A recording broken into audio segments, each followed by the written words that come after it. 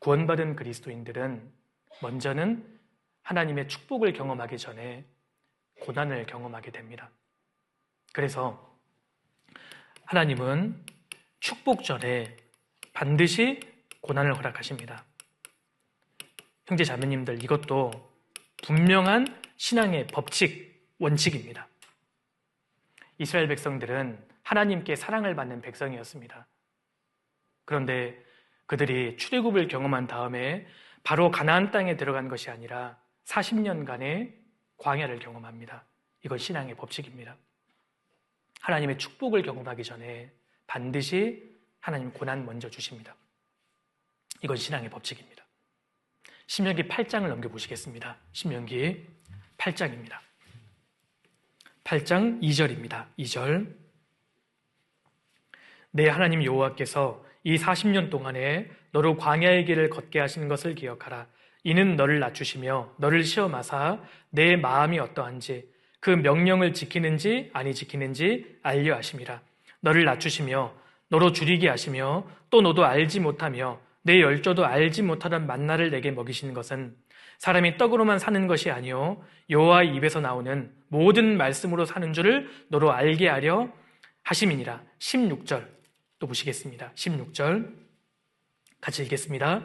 내 열조도 알지 못하던 만나를 광야에서 내게 먹이셨나니 이는 다 너를 낮추시며 너를 시험하사 마침내 내게 복을 주려 하심이었느니라. 16절 마지막에 마침내 내게 복을 주려 하심이었느니라. 하나님이 이스라엘 백성들에게 허락하신 목적지는 축복이었습니다. 그런데 축복하시기 전에 고난을 먼저 주셨습니다. 한 사람이 구원을 받고 하나님의 자녀가 되었다면 모든 일이 형통하고 만사 형통하면 얼마나 좋겠습니까? 모든 일이 평탄하면 얼마나 좋겠습니까? 그런데 하나님께서는 구원받은 그리스도인에게 먼저 고난을 허락하십니다. 오히려 하나님을 사랑하고 하나님의 뜻대로 살기를 간절히 원하는 성도에게 얼마든지 거친 들이 있고 눈물 골짜기가 있습니다. 이걸 우리가 먼저 알아야 합니다. 마침내 내게 복을 주려 하심이었느니라. 축복하길 원하는 사람에게는 하나님 먼저 광야를 주십니다. 그래서 구원을 안 받은 사람은 평탄하게 태어나서 죽을 때까지 간혹 형통할 수 있습니다. 그러나 구원받은 사람은 아닙니다. 장차 하나님의 축복을 받을 사람이기 때문에 하나님께서는 광야를 허락하십니다. 내 하나님 여호와께서 이 40년 동안에 너로 광야의 길을 걷게 하신 것을 기억하라. 왜 광야의 길을 걷게 하셨냐? 왜 일부러 이 광야를 허락하신 거냐? 그 첫 번째 목적은 이는 너를 낮추시며, 하나님 우리 마음을 낮추기를 원하십니다. 하나님은 일단 우리의 마음을 낮추십니다. 그리고 너를 시험하사 내 마음이 어떠한지 그 명령을 지키는지 아니 지키는지 알려 하심이라. 사람은 어려운 일을 겪어봐야 그새 비로소 본 마음이 드러나죠. 사복음서를 보면 하루 내내 제자들이 예수님의 그 주옥과 같은 말씀을 들었습니다. 예수님께서 갈릴리 호숫가에서 배 한 척에 오르셔서 많은 군중들에게 말씀을 가르치셨습니다. 제자들의 마음은 황홀했을 겁니다. 석양이 지고 노을이 질 때 그 갈릴리 호숫가는 굉장히 아름답고 황홀합니다. 주님 말씀을 그곳에서 들었으니까요, 얼마나 마음이 좋았겠습니까? 근데 말씀을 마치고 주님 뭐라고 하셨죠? 저편으로 건너가자. 제자들은 주님을 모신 배를 타고 갈릴리 바다를 건너기 시작합니다. 그때 광풍이 불어닥칩니다. 거의 죽게 됐습니다. 물이 배 안으로 다 들어오게 됐고, 그래서 배의 고물에서 곤히 주무시고 계시던 예수님을 원망하면서 제자들이 깨웁니다. 주님, 어찌하여 우리의 죽게 된 것을 돌아보지 아니하시나이까?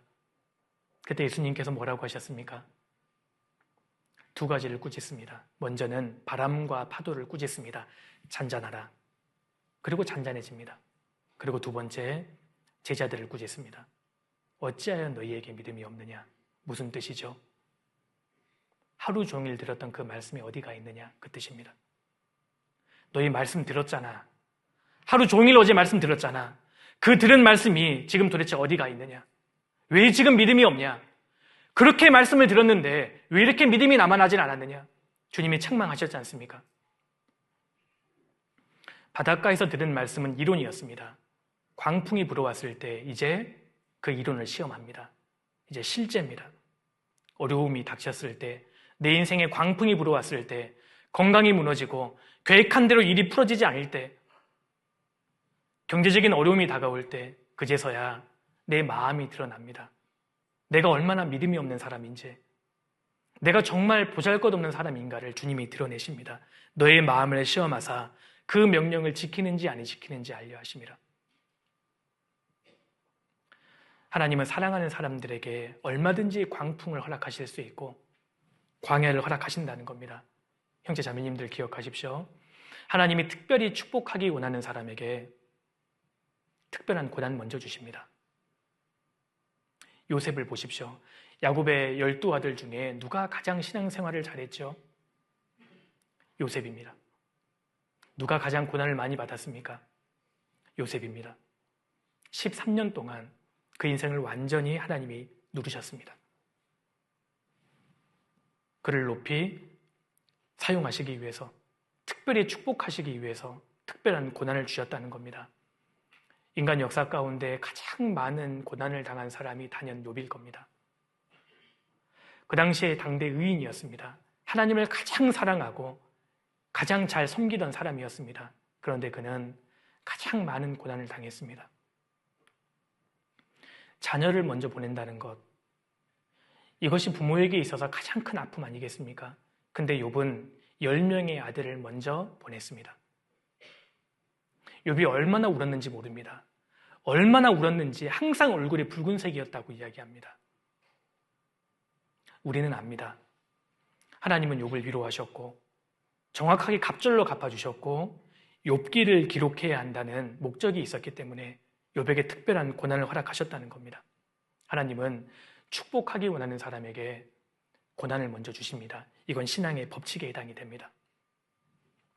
시편 147편 16절 보십시오. 여기 재미있는 말씀이 있습니다. 눈을 양털같이 내리시며 서리를 재같이 흩으시며 우박을 떡 부설기같이 뿌리시나니 누가 능히 그 추위를 감당하리요. 여기 눈을 양털같이 내리시며, 성경에서 양털은 그리스도의 공로를 상징합니다. 양털과 베옷으로 섞어 짠 것을 옷으로 만들지 말라고 하셨지 않습니까? 양털은 그리스도의 공로를 상징합니다. 언제 그리스도의 공로가 깨달아졌습니까? 언제 그리스도의 복음이 진짜 내 것이 되었습니까? 눈이 올 때입니다. 인생이 어려울 때, 내 인생의 겨울에 복음이 내 마음 가운데 믿어졌습니다. 여기 계시는 우리 형제 자매님들 가운데에서도 어릴 때 구원받은 분들은 제외하고요, 나이 들어서 구원을 받았다고 하는 데에는 그 인생 가운데 많은 눈물과 고난과 눈발이 내렸다는 증거입니다. 어려웠기 때문에 하나님을 찾았고 힘들었기 때문에 이 세상에 소망을 두지 않았던 겁니다. 그때 양털 그리스도의 복음이 믿어진 겁니다. 그리고 서리를 재같이 흩으시며, 재는 성경에서 회개를 뜻합니다. 구원을 받은 이후에 언제 마음 가운데 진정한 회개가 올라왔습니까? 내 인생에 서리가 내릴 때, 추울 때, 그때 하나님 앞에 진정으로 돌이킬 수 있었던 겁니다. 그리고 우박을 떡 부스러기같이 뿌리시나니, 떡 부스러기는 하나님의 말씀, 양식을 상징합니다. 언제 하나님의 말씀이 정말 꿀같이 달게 느껴집니까? 언제 하나님 말씀이 내게 양식이 됩니까? 우박이 올 때입니다. 우박이 내릴 때, 내 인생에 황당한 일들이 많이 발생하고 어려울 때 하나님 말씀 한 구절 한 구절이 내게 양식이 되는 겁니다. 누가 그 추위를 능히 감당하리요. 시련과 광야를 많이 통과한 그리스도인과 그렇지 않은 그리스도인은 다릅니다. 우리는 본능적으로 인생의 밤, 인생의 겨울을 피하고 싶습니다. 그 고난이 내게 없었으면 좋겠고, 내게는 그런 질병이 안 왔으면 좋겠고, 그냥 형통했으면 좋겠고, 이러다가 고난 없이 주님 앞에 서면 좋겠고, 우리는 그렇게 기대합니다. 그러나 하나님은 내 인생 가운데, 내 가정에 얼마든지 인생의 겨울과 밤을 허락하십니다. 왜 그럴까요? 어두운 밤에 우리는 하나님을 가장 가까이 만날 수 있기 때문입니다. 하나님 그걸 원하십니다. 어두운 밤이 왔을 때, 내 인생의 겨울이 찾아왔을 때 우리는 사실 가장 가까이에서 주님을 만났습니다. 성공만 계속되었다면 내가 지금보다 얼마나 못됐겠습니까? 지금도 이렇게 못되고 교만한 사람인데 구원받은 이후에 성공만 계속되었다면 얼마나 못되고 악했겠습니까? 하나님께서는 인생의 겨울을 통해서, 인생의 눈발을 통해서, 우박과 서리를 통해서 내 신앙의 거품과 허용을 빼가시는 겁니다. 하나님께서는 축복하기 원하는 사람에게 고난을 먼저 주십니다. 하나님이 인생을 만들어 가시는 재료 가운데 반드시 고난이 들어가 있습니다. 그래서 구원받은 성도들 삶 가운데는 반드시 모순이 많습니다.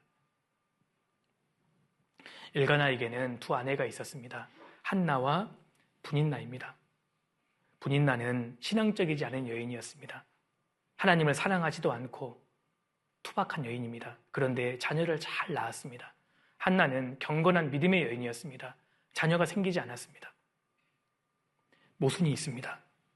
그래서 마음 가운데 불평이 생길 수 있는 겁니다. 하나님은 하나님의 사람을 만들어 가실 때 반드시 고난이란 재료를 사용하십니다. 반드시 고난이 들어갑니다. 그래서 하나님께 정말 귀하게 쓰임 받았던 사람들의 공통적인 요소는 그 인생 가운데 고난이 많았다는 겁니다. 나는 마음이 슬픈 여자라. 이것이 구원받은 성도의 고백이기도 합니다. 그래서 교회 가운데에서도 주님을 사랑하고 주님을 위해 사는 그리스도인에게 고난이 훨씬 많을 수 있고, 정말 주님을 위해 살기를 원하는 성도를 주님 먼저 데려가시기도 하고, 그 가정에 얼마든지 어려움을 많이 주실 수 있는 겁니다. 내가 낮춤을 받거든 높아지리라고 말하라. 사무엘하 22장을 보면 다윗이 자신의 삶을 회고하면서 가장 먼저 깊은 곳을 언급합니다. 내 인생이 정말 깊은 곳까지 내려갔다. 그 다음에 언급한 곳이 넓은 곳입니다. 마지막으로 높은 곳이 언급되어 있습니다. 다윗이 자기 인생을 회고한 겁니다. 하나님이 내 인생을 높여주셨는데 그 전에 깊은 곳을 허락하셨구나. 어려움을 많이 주셨던 겁니다. 그래서 사실 거듭난 그리스도인의 인생은 두고 봐야 알 수 있습니다. 지금은 모릅니다. 하나님은 축복하기 원하는 사람에게 고난을 먼저 주십니다.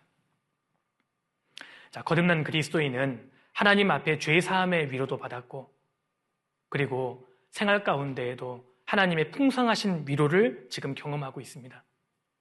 그런데 우리는 여전히 연약한 육신을 입고 있고 악한 세상, 마귀가 역사하는 세상에 살고 있기 때문에 여전히 우리는 고난을 당하고 많은 눈물을 흘리고 있습니다. 이런 우리를 최종적으로 위로하시는 하나님의 시간이 있습니다. 주님이 재림하실 때입니다. 그때 주님이 우리 눈물을 닦아주실 겁니다. 우리는 영원한 위로의 시간과 장소를 앞두고 있는 사람들입니다.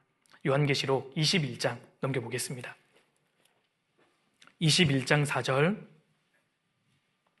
모든 눈물을 그 눈에서 씻기심에 다시 사망이 없고 애통하는 것이나 곡하는 것이나 아픈 것이 다시 있지 아니하리니 처음 것들이 다 지나갔음이라.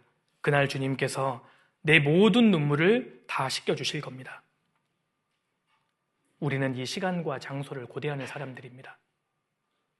거듭난 그리스도인 삶 가운데 눈물이 있다면 이건 법칙입니다. 반드시 기쁨이 옵니다. 하나님 눈물을 닦아주실 겁니다. 우리는 이 시간을 고대하는 사람들입니다. 세상에서는 허황된 약속들이 많지만 주님 안에서는 다릅니다. 주님 반드시 갚아주실 것이고 주님을 위해 했던 모든 수고와 눈물과 희생은 주님 반드시 상급으로 갚아주실 겁니다. 지난 한 주간 영혼을 전도하기 위해서 눈물을 흘렸던 시간, 정말 무릎 꿇고 기도했던 시간, 봉사했던 시간, 합심해서 기도했던 시간 하나님께서 잊지 않으십니다. 반드시 그 눈물을 닦아주시고 영원한 상급과 영광으로 갚아주실 거라고 생각합니다. 그러므로 형제들아, 그러므로 내 사랑하는 형제들아, 경고하며 흔들리지 말며 항상 주의 일에 더욱 힘쓰는 자들이 되라. 이는 너희 수고가 주 안에서 헛되지 않은 줄을 알미니라. 그래서 한 사람이 구원을 받고 주님 편에 서서 주님을 가장 사랑하고 구원받은 성도들이 모여있는 교회를 사랑하고 그 안에 끝까지 믿음을 지키고 교회 안에서 사랑과 겸손으로 허리를 동이는 사람, 그리고 주님을 참으로 의지하고 영혼을 건지고 세우기 위해서 자기의 남은 모든 것을 투자하는 사람, 그 인생은 정말 가치 있는 인생이 될 겁니다. 그 과정 가운데 아무리 많은 고난과 눈물이 있다 할지라도 뒤로 물러가지 않고 끝까지 그 자리를 고수하는 인생, 그 인생은 하나님 보시기에 가장 빛나고 가치 있는 인생이 될 거라고 생각합니다. 형제 자매님들, 우리는 가장 가치 있는 길에 들어서 있는 사람들입니다.